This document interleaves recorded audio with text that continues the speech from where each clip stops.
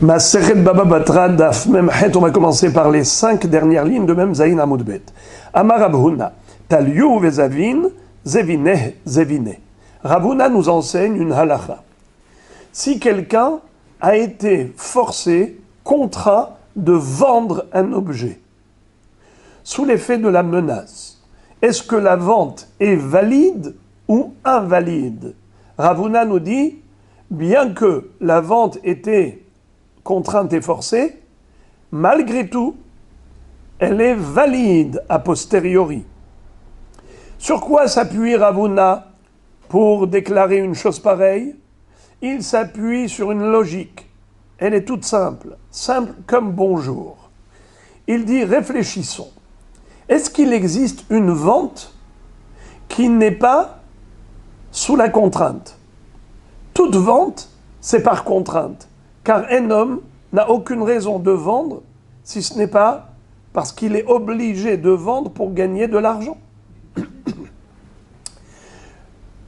Imaginons quelqu'un habite un appartement ou il est propriétaire d'un appartement. Pourquoi il vend? Pourquoi il revend? Parce qu'il a besoin pour acheter plus grand ou bien parce qu'il doit payer des dettes. Il est surendetté, d'accord? Il ne sait pas comment rembourser toutes ses dettes. Qu'est-ce qu'il fait? Il n'a pas le choix que de vendre cet appartement. Est-ce qu'il est heureux? Est-ce qu'il est content? Non. Il le fait par contrainte. Il faut bien qu'il paye ses dettes. Il n'a pas réussi à gagner de l'argent en business, alors il vend son appartement. Est-ce que la vente est valide ou pas? Eh bien oui. Quelqu'un qui vend son appartement, même si c'était malgré lui, la vente est valide. Alors Rav Huna dit, quelle différence y a-t-il? Toute vente qui a été forcée, eh bien elle doit être valide aussi, puisque dans l'absolu, par essence même, une vente, c'est par contrainte. Puisque toute vente, elle est par essence contrainte et forcée, parce que c'est les circonstances qui ont fait que la personne n'avait pas le choix que de vendre, elle était obligée de vendre pour s'en sortir financièrement. Eh bien, quelle différence qu'il soit contraint par un surendettement ou contraint par un revolver, c'est toujours une vente forcée. Et si cette vente est valide, celle-là également est valide. Avec paiement Oui. Ah, c'est ça qu'il faut dire. Parce qu'il est forcé à... Même si c'est avec paiement. Même s'il lui donne de l'argent. Mais malgré tout, il ne voulait pas lui vendre. Il vient avec un revolver, il lui dit, dis-moi, tu veux me vendre? Il lui dit, non, c'est un patrimoine ancestral, c'est une valeur sentimentale, je ne veux pas te vendre. Il vient, il prend le revolver, il dit, où tu me vends? Je te tue. Et il lui donne l'argent et il achète. Est-ce que la vente, elle est valide? Alors Rav Huna dit oui. Ah oui. Pourquoi? Parce qu'il dit que toute vente, elle est toujours par contrainte. Alors la Gemara dit, mais comment tu peux comparer l'incomparable? Vedilma, sha'ane onsa de nafshe, mais onsa de aharine. Il y a une différence. Si c'est une contrainte de l'extérieur ou de l'intérieur, ça veut dire, si quelqu'un est forcé par rapport aux dettes, alors il a décidé de vendre. Donc aujourd'hui, il veut vendre. C'est lui-même qui a choisi de vendre. Personne ne l'a obligé. Seulement les circonstances l'ont poussé à prendre cette décision. Mais c'est sa décision de vendre. Tandis que une pression étrangère, une obligation qui provient de la menace de quelqu'un qui vient le menacer, donc lui au moment où il vend, il ne veut pas vendre. Il n'a pas décidé de vendre volontairement. C'est malgré lui, c'est-à-dire il est menacé. Donc il n'y a aucune adhésion à cette vente. Alors que lorsqu'il est surendetté et qu'il décide de vendre, c'est lui qui a voulu vendre pour payer ses dettes. Mais il a fini par vouloir cette vente. C'est lui qui a décidé. De toute façon, il est contraint dans les deux cas. Oui, mais la Gemara veut dire, comment tu peux comparer contrainte à contrainte? Mais il y a une différence entre ces deux contraintes. Lorsque la contrainte provient de l'étranger, c'est une pression étrangère, donc lui, il n'a jamais adhéré, il n'a jamais voulu. Il a fait comme si on lui prend la main et on l'oblige à faire des choses, mais lui, il ne veut pas. Tandis que quelqu'un qui, par rapport à un surendettement, a décidé de vendre son appartement pour payer les dettes, eh bien, finalement, l'action de la vente s'est faite avec sa volonté. C'est vrai que, comment il est arrivé à cette volonté? Il est arrivé à la volonté, c'est vrai, par contrainte, mais finalement, il est arrivé à une volonté. Alors, comment tu peux comparer l'incomparable?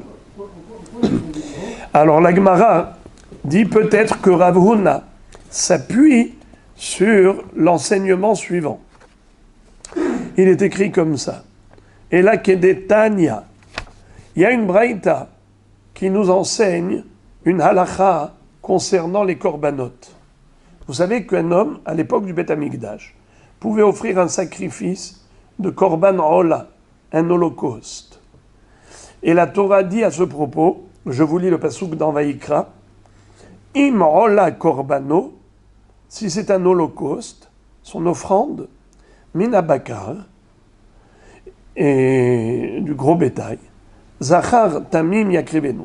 Ça doit être un mâle, pas une femelle, tamim et pas avec un défaut. Yakrivenu el petah ohel moed.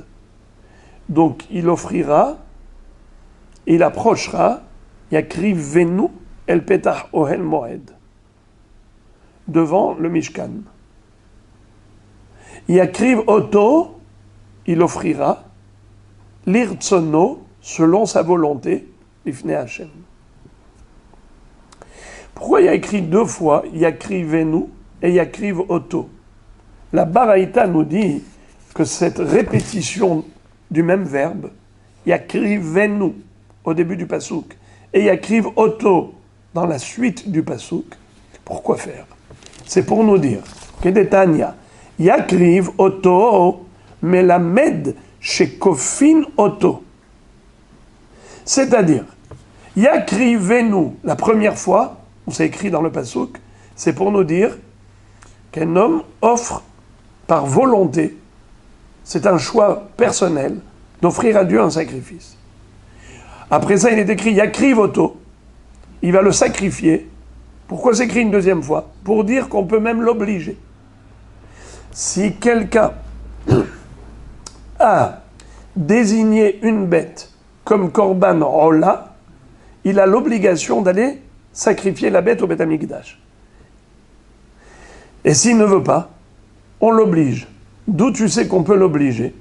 Bien parce qu'il y a écrit deux fois, Yakriv, Yakriv. Il faut absolument qu'il soit makriv. Yakrivenu et Yakriv oto. Pourquoi faire deux fois? Pour dire que c'est pas seulement Beratson, même Bikfia. C'est quoi Kfia? Par pression, par obligation. On lui impose d'aller le sacrifier. Ah oui, la Braïta continue, elle dit, quoi?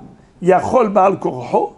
Ça veut dire qu'un korban est cachère, même s'il a été sacrifié malgré le propriétaire, contre le gré du propriétaire. Baal Korho. Tu veux dire que le korban est cachère? C'est pas possible. Talmud Lomar, l'irtsono. Car juste après, le deuxième Yakriv oto, il est écrit Yakriv oto l'irtsono l'ifne Hashem. Selon son gré. Alors Yakriv oto, c'est contre son gré. L'irtsono, c'est avec gré. Avec son gré. Alors, je comprends pas. C'est malgré lui ou bien avec son gré? Est-ce qu'on a besoin de sa volonté ou on n'a pas besoin de sa volonté? Dans la même phrase, la Torah s'auto-contredit apparemment. Alors quel est le sens de cette phrase? Et là, Haketzad, Kofinoto, Acheyomar Ani. Comment parer à cette contradiction? C'est que on l'oblige jusqu'à ce qu'il dise je veux. C'est comme le gay. Ça veut dire qu'au début, il ne veut pas, on le menace, on exerce sur lui une pression psychologique jusqu'à ce qu'il cède, qu'il dise oui, oui, je veux. Alors, tu vois qu'on lui a imposé, en quelque sorte, de dire je veux, et malgré tout le korban est cachère. Certainement, c'est là-dessus que Rav Huna s'est appuyé pour dire qu'une vente imposée est une vente valide. La Gemara dit, c'est beau, mais c'est faux. Pourquoi ? Car aucun rapport entre un korban et une vente profane. Pourquoi ? Dilma sha'ani hatam, denihale, detihvele kapara. On peut dire que quelqu'un qui a été forcé d'offrir le sacrifice qu'il avait déjà sacralisé, c'est-à-dire il avait déjà sacralisé la bête en disant c'est un korban ola. Mais maintenant, il était flemmard, fainéant, il n'a pas été sacrifié. Alors on lui a imposé, jusqu'à ce qu'il dise oui, je veux y aller, je veux aller le sacrifier. Ce je veux, c'est vrai qu'au début, c'était par pression, mais quand finalement, il s'est exécuté en disant je veux, vraiment, je veux. C'est son je qui veut. C'est son moi intérieur. Car un ben Israël, nous dit le Rambam, il cherche à accomplir la volonté divine. Un ben Israël a une neshama pure, sainte. Qui est-ce qui l'empêche d'accomplir les mitzvot ? C'est le Yetzer Hara. Quand tu viens avec le bâton et tu lui fais peur, il dit attends, d'accord. Oui, je veux. Eh bien, quand il dit je veux, et il a fait la mitzvah, il n'a pas regretté d'avoir fait la mitzvah. Au contraire, il est heureux. Il dit merci de m'avoir obligé.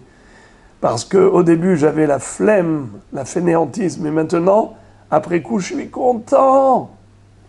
Alors, la Gemara dit, c'est parce qu'avec le korban, il a une kapara, entre parenthèses, bien qu'il s'agisse de korban ola, un holocauste, et normalement, une ola, c'est pas pour une kapara.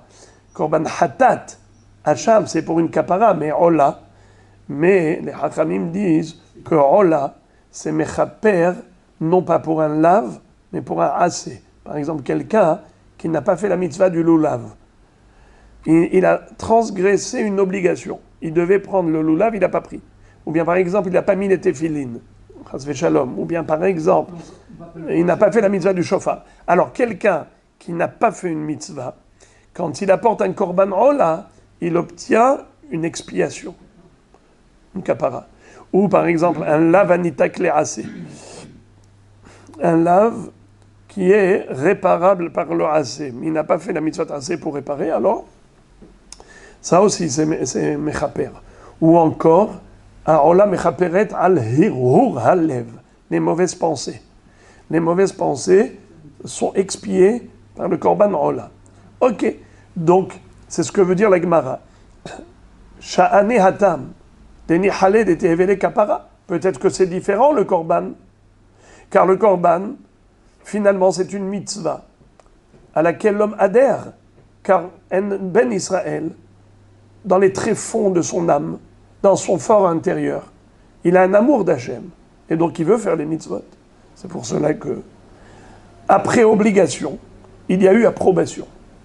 Tandis que pour une vente d'un objet profane, il n'y a aucune raison que la pression étrangère qu'on a exercée sur lui et qu'il a vendu sous l'effet de la menace, que tu dises qu'après coup, a posteriori, eh bien il adhère.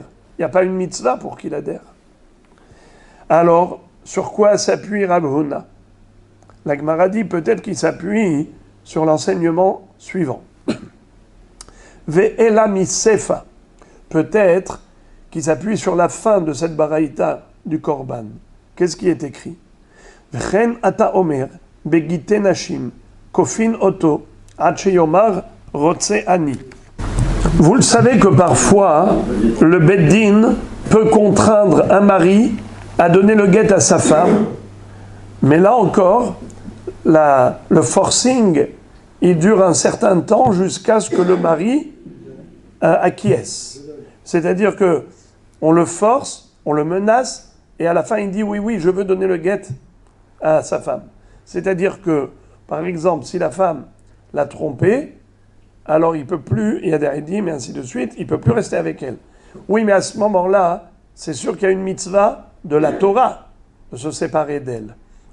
Mais la halakha, elle va encore plus loin.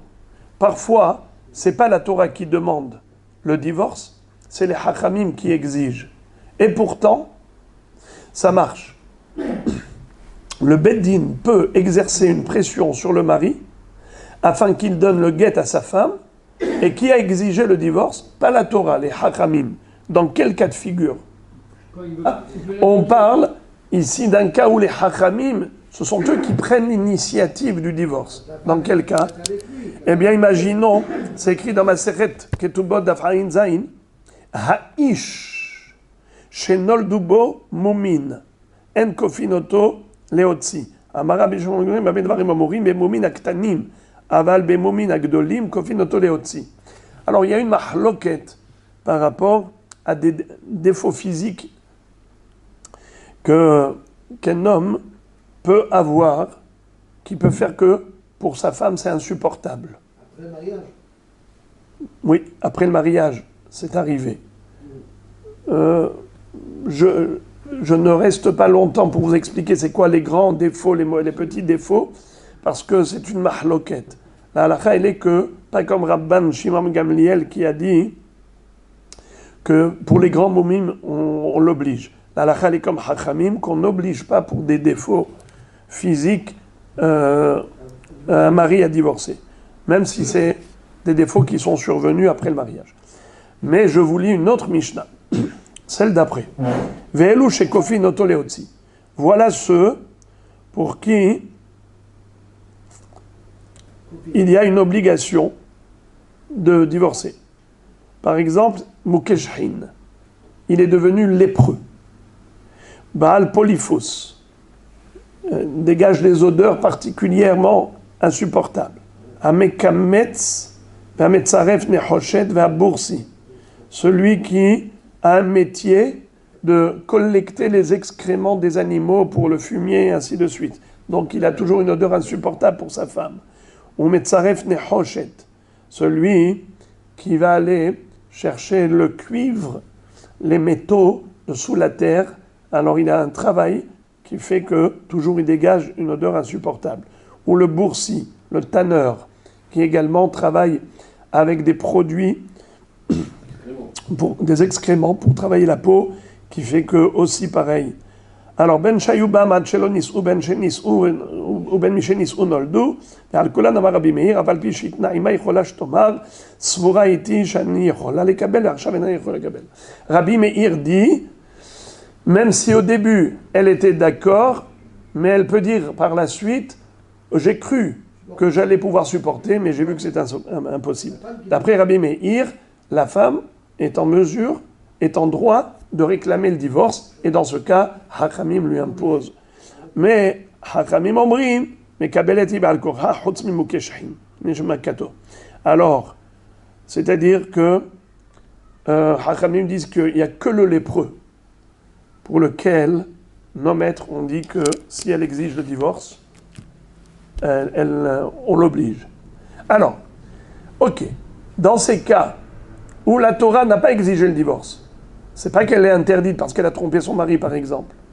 C'est une takana de Chachamim. Et pourtant, on peut l'obliger, jusqu'à ce qu'il accepte, de donner le guet. Parce que si c'est un guet forcé, c'est pas cachère. Mais si c'est un guet qui était forcé jusqu'à ce qu'ils disent oui, alors c'est cachère. Mais, alors peut-être que c'est de là que Ravuna a déduit. Une vente forcée, elle est valide. De la même façon qu'un guet forcé jusqu'à ce qu'ils disent oui, je veux, mais c'était sous l'effet de la menace, c'est cachère ce guet, eh bien pareil pour la vente. La Gemara dit, tu as comparé l'incomparable. C'est beau, mais c'est faux. Pourquoi? Vedil ma'asher ne'atam des mitzvah lishmoa divrei hachamim. C'est incomparable, car la vente, c'est un domaine profane. Il n'y a aucune mitzvah de vendre. Tandis que de donner le guet quand Hachamim ont exigé, c'est une mitzvah.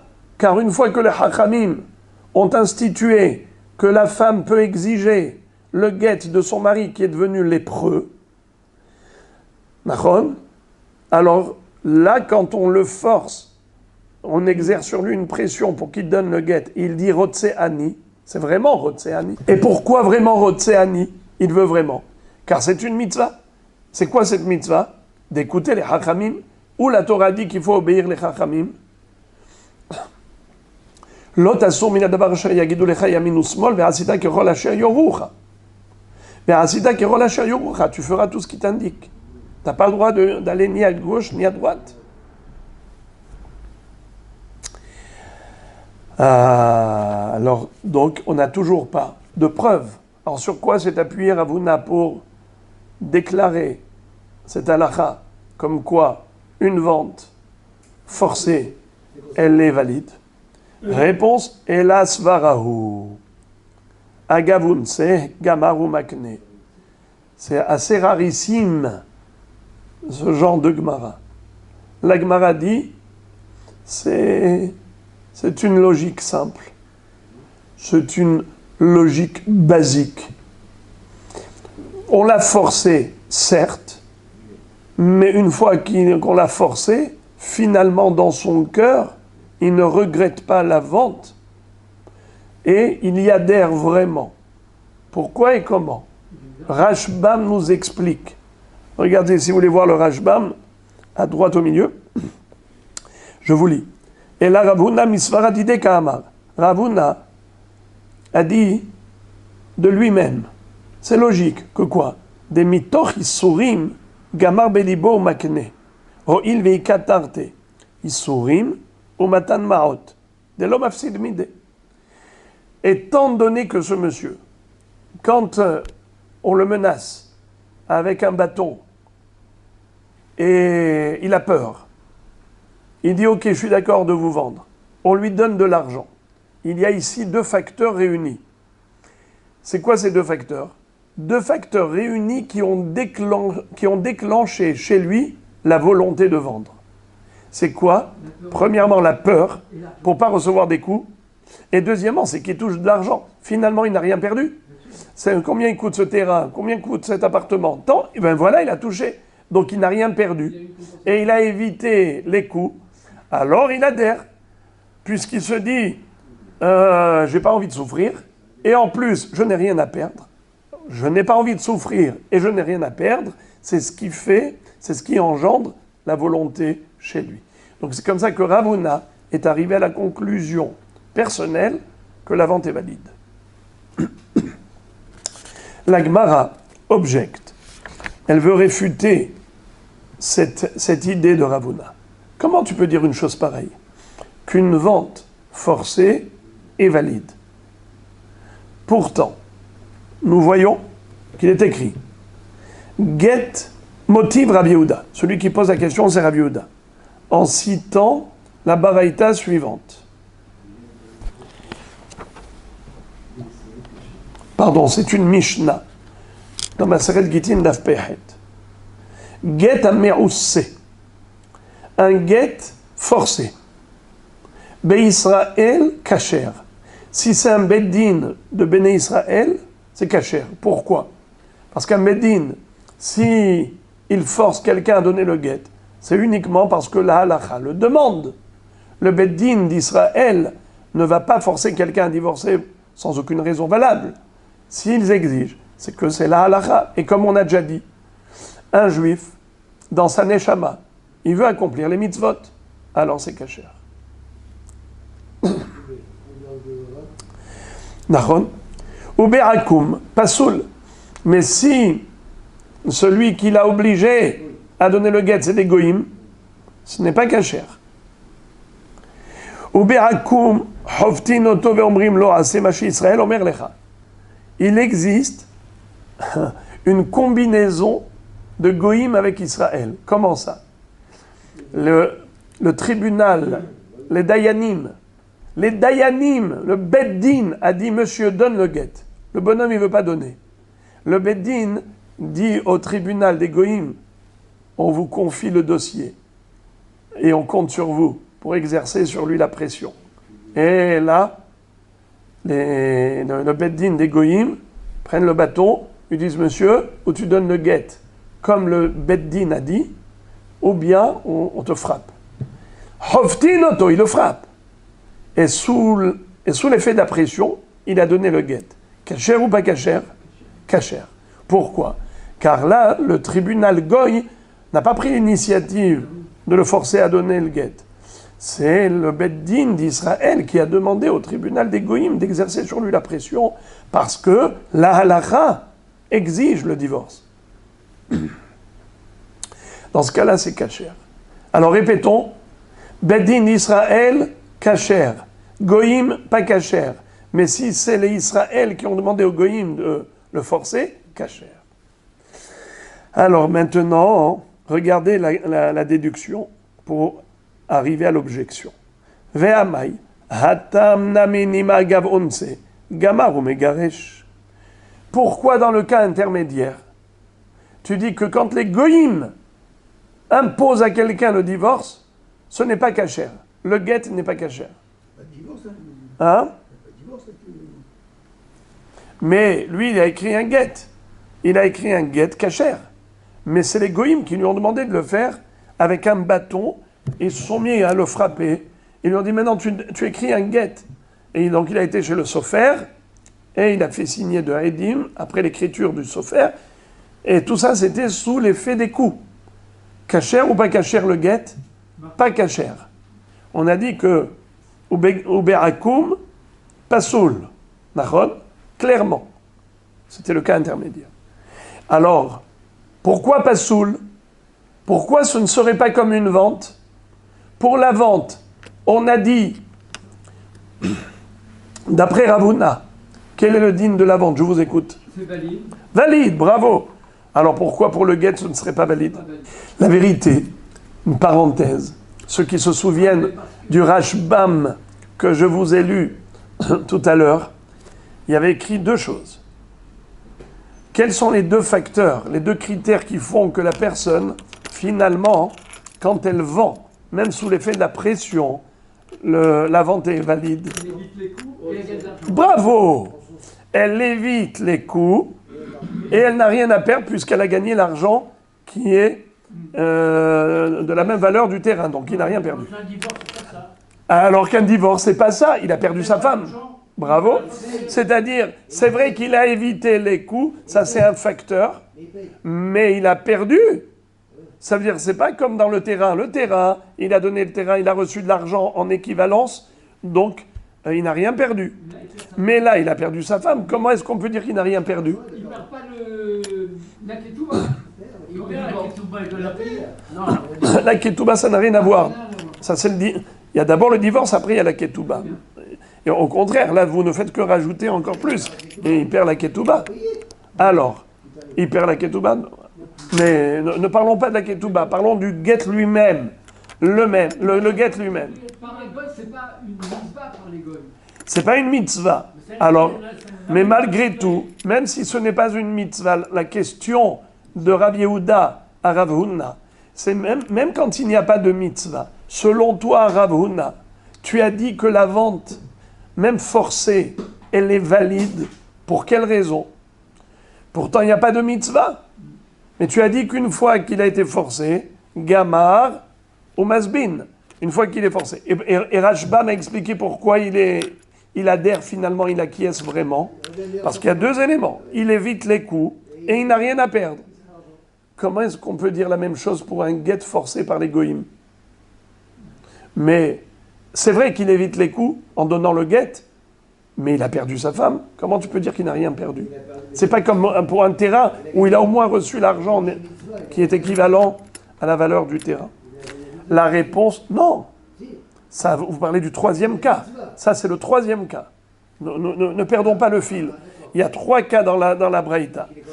Le Beddin d'Israël qui impose le guet, kasher. Deuxième cas, le tribunal des goïm qui impose le guet, pas kasher. Troisième cas, le Beddin demande au tribunal des goïm de lui imposer. Là, c'est kasher. Nous, on parle du deuxième cas. Dans le deuxième cas, on a dit pas cachère. Pourquoi pas cachère? En quoi c'est différent de la vente? C'est la question de Rav Yehuda. J'ouvre une parenthèse. Je ne comprends pas la question de Rav Yehuda. Mais quel rapport? Là-bas, à propos de la vente, il y a deux facteurs réunis. Il évite les coûts et il gagne l'argent qui est l'équivalent de son terrain. Donc il n'a rien perdu. Mais là, certes, il évite les coûts, mais il a perdu sa femme. Alors pourquoi est-ce qu'il adhérerait? Pourquoi il adhérerait à perdre sa femme? Pourquoi tu dis que le guet est cachère, que le guet devrait être cachère selon Ravuna? Mais pas du tout. Ravuna a dit ça quand il y a deux critères, il y a deux facteurs réunis. Or ici, on n'a qu'un seul facteur. Comment Rav Yehuda peut poser une telle question à Ravuna? Mais la différence, elle est claire. Il n'y a aucune comparaison. Cette comparaison n'est pas raison. La réponse est très belle. C'est qu'en réalité, même au niveau de la femme, on a les deux facteurs, nous dit le Rashbam. Pourquoi? Parce qu'il n'a rien à perdre. Car de toutes les façons, elle ne veut pas rester avec lui. Elle a quitté le foyer conjugal. Elle ne veut aucune relation avec lui. Elle se refuse totalement. Elle a fui. Alors de toutes les façons, il a perdu sa femme. Mariage, il n'y a pas. Alors qu'est-ce qu'il a à perdre de donner le guet? D'une part, il évite les coups. D'autre part, il n'a rien à perdre parce que sa femme, il a perdu de toutes les façons puisqu'elle ne veut pas. C'est elle qui a été voir les goïms. Elle a été dire aux goïms, demandez-lui le guet. Je veux mon guet. Je suis juive. Je veux aller me remarier. Et eux lui imposent avec des coups de bâton. Alors, et il signe et tout, et les deux Haïdim ont signé, le Sofer a écrit et tout et tout. Alors, pourquoi tu as dit que le guet n'est pas cachère? C'est ça la couchia de Rav Yehuda. Selon toi, Rav Huna qui a dit qu'au niveau de la vente, une vente forcée, elle est cachère, elle est valide, pas cachère, excusez-moi, elle est valide parce que les deux facteurs sont réunis. Là aussi, les deux facteurs sont réunis. Là, il ne veut vraiment pas tuer sa femme. Mais de toutes les façons, il n'a rien à perdre. Elle est partie, ouais. Elle est partie et elle le hait. Elle ne peut pas le sentir, elle ne peut pas le voir. C'est la couchia. Donc là, maintenant, je suis en train d'expliquer la couchia de Rav Yehuda. Parce qu'il y a la couchia de Rav Yehuda, je vous ai dit qu'elle est incompréhensible, car sa comparaison n'est pas raison. La réponse, nous dit Rashbam, oui, sa comparaison est raison exactement pareille. Comme pour la vente, on a deux critères, là aussi, on a deux facteurs. C'est quoi les deux critères? Pourquoi on a dit que, d'après Ravuna, la vente est valide, même quand elle est forcée? Parce qu'il économise, il évite les coûts, et aussi parce qu'il n'a rien à perdre, il a touché l'argent.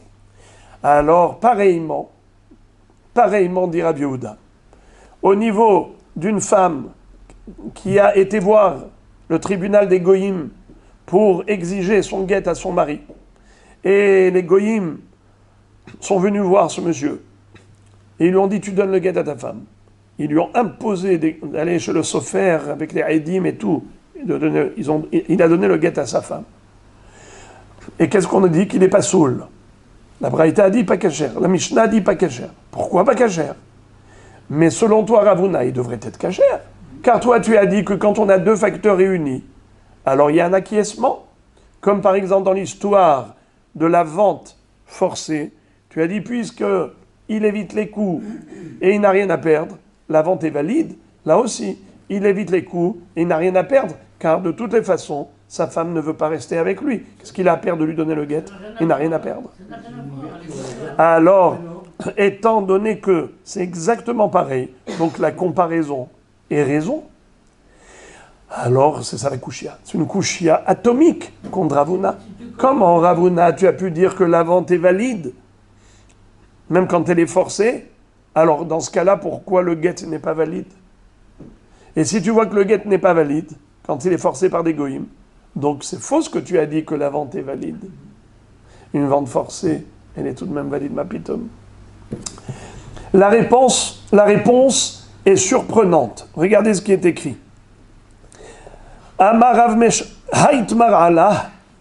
Meshar Sheya. Il a déjà été enseigné par Rav Meshar Sheya. Dvar Torah afilo be'akum kasher.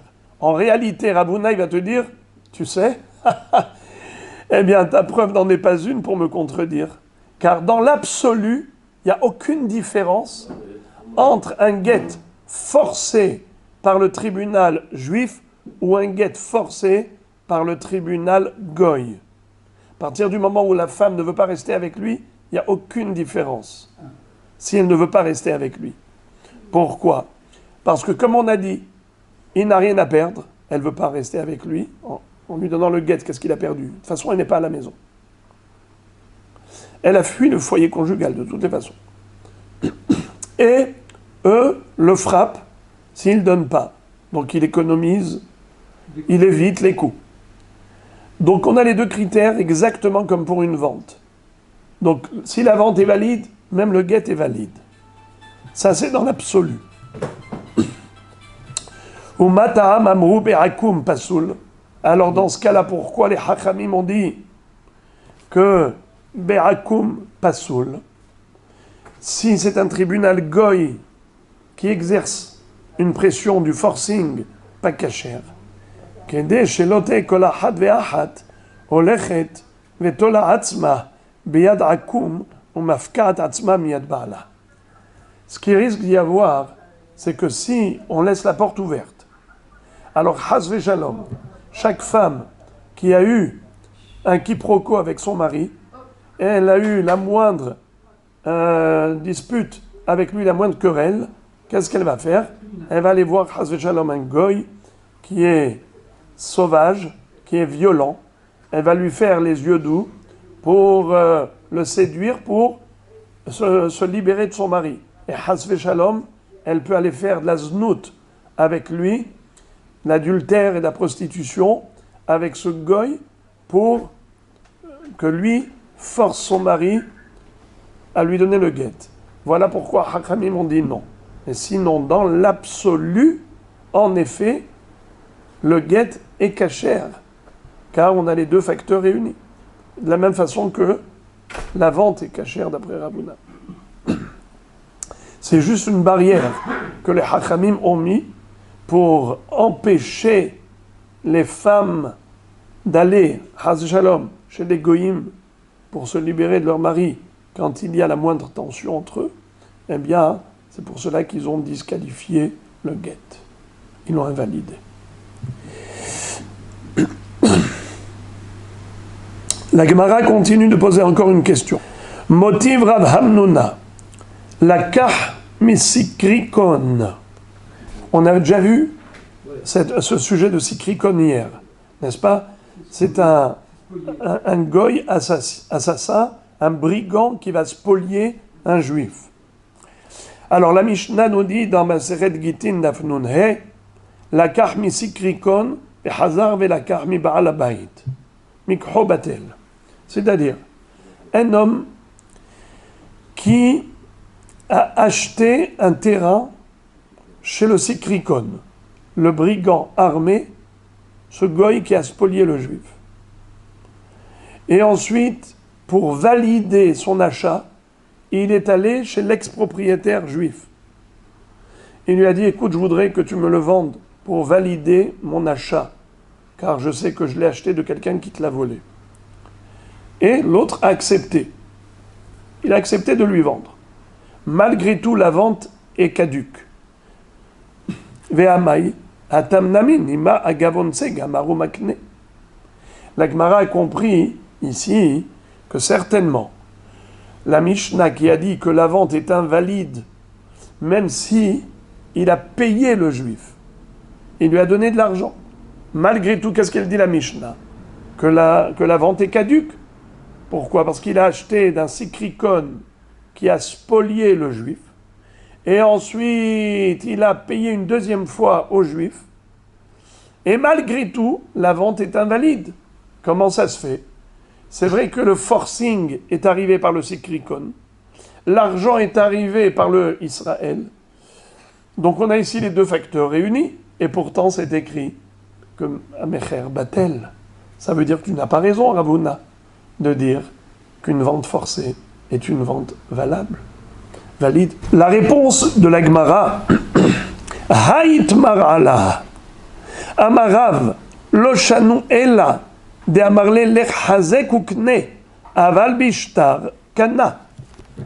Ça aussi, on s'en souvient. On l'a déjà vu. Que si jamais le Sikrikon a vendu à un juif ce terrain, cet appartement, alors on va les appeler comme ça. Réhouven, Shimon et le Goy. Le Goy a pris de Réhouven et il a vendu à Shimon. Shimon est allé chez Réhouven et il a payé.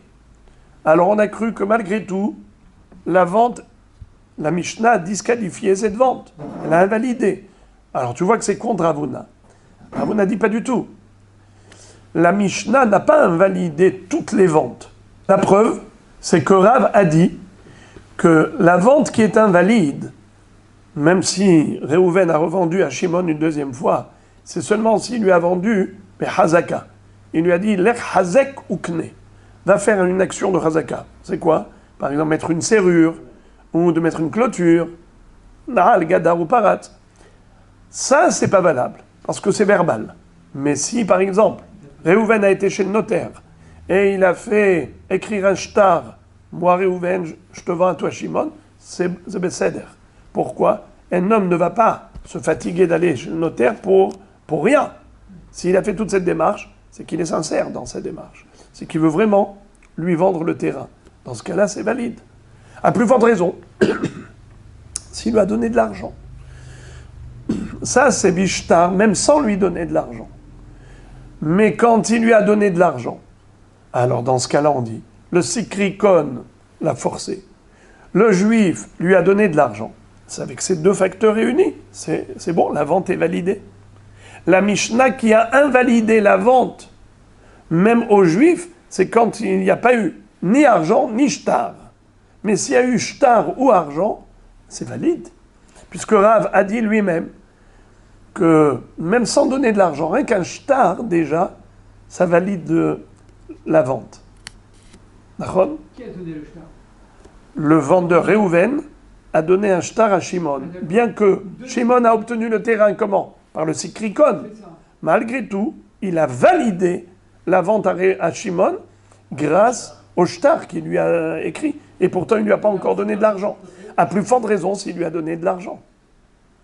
Ce qui veut dire que la Mishnah n'a pas invalidé la vente dans tous les cas de figure. C'est uniquement lorsqu'il y a eu juste une spoliation, plus une parole verbale, ça c'est pas bon. Mais si il lui a vraiment donné de l'argent, il n'a rien perdu, alors en effet, c'est sûr que c'est valide. La Gemara dit, la Gemara dit, ok, ça c'est bon d'après Rav, qui a dit que le shtar, ça marche. Mais Shmuel a dit que même avec le shtar, ça marche pas. Pas seulement verbal, en lui disant, mais même s'ils vont chez le notaire et ils écrivent, ça marche pas. Que dirais-tu? Alors la Gemara dit, Shmuel il a disqualifié la vente uniquement si c'est oral, l'echazek, ou bien si c'est même écrit. Mais c'est parce qu'il lui a pas donné encore de l'argent. Mais s'il lui a donné de l'argent, même Shmuel serait d'accord avec Rav, comme quoi la vente serait validée, bien qu'au début c'est le Sikrikon qu'il avait spolié, mais puisque le juif Shimon lui a donné de l'argent, Réhouven acquiesce finalement. La Gemara dit, Ul Rav Bibi de Mesayem ba Mishme de Rav Nachman, Karka enlo maot yeshlo maïkale memar. La Gemara dit, excuse me, je n'ai pas compris. On n'a pas oublié ce qu'avait dit Rav Bibi. Rav Bibi avait dit que un gazlan qui a volé un terrain, et ensuite il dit, tu me l'as vendu. On a dit, en lo chazaka. Même s'il était là pendant 3 ans. La Gemara dit, chazaka en lo. Rav Bibi avait dit, chazaka en lo, maot yeshlo. C'est-à-dire que Rav Bibi avait dit, au nom de Rav Nachman, Rav Bibi avait dit au nom de Rav Nachman, Hazaka en lo maot yeshlo. Karka en lo. Ok, le voleur avait volé le terrain. Ensuite, il a prétendu qu'il lui a vendu. Il a même montré un shtar. Qu'est-ce qu'on avait dit? caduque. Nachon. Mais c'est uniquement le carca qui n'obtiendra pas. Mais il devra rendre l'argent. C'est-à-dire, le vendeur qui a reçu l'argent du voleur doit rendre au voleur son argent. Il ne peut pas tout lui prendre, le beurre et l'argent du beurre, et le carca et l'argent. Il récupère son carca, mais il doit rendre l'argent au voleur. Donc on parle d'argent. Donc tu vois que même s'il lui a donné de l'argent, ça ne suffit pas pour forcer la vente, pour valider la vente. Comment tu me dis que le sikrikon lui a pris le terrain et lui a vendu, et ensuite le deuxième juif lui a donné de l'argent? Malgré tout, dans ce cas-là, excusez-moi, dans ce cas-là, c'est valide. C'est bon, parce qu'on a les deux facteurs réunis. Forcing et quoi? Et argent. Donc il n'a rien perdu. Alors, ça devrait être bon. Et pourtant, le gazlan, c'est pareil. Forcing et argent. Et malgré tout, on a dit, il doit lui rendre le terrain et l'autre doit lui rendre l'argent. Donc tu vois que c'est pas vrai ce qu'a dit Ravuna. La Gemara répond très joliment. Rav Bibi, même Rahou, ou même Rale Rav Huna, los virale. Qu'est-ce que ça veut dire?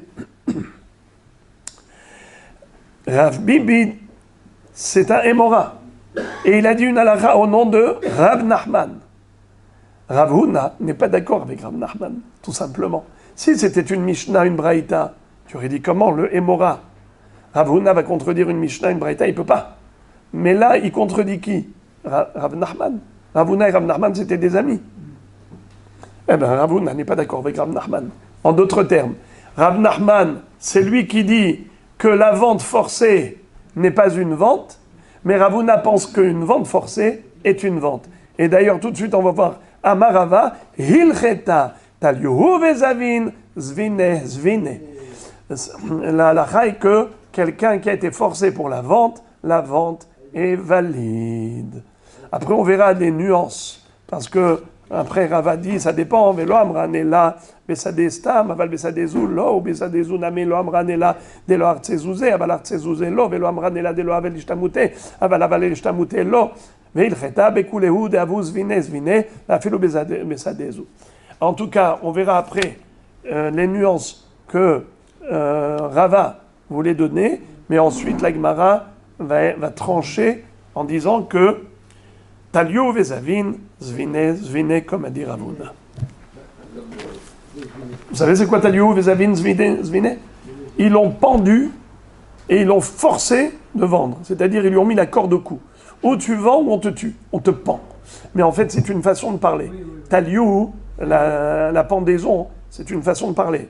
Quand on met la corde au cou à quelqu'un, c'est une expression, même en français on le dit. Ils lui ont mis la corde au cou.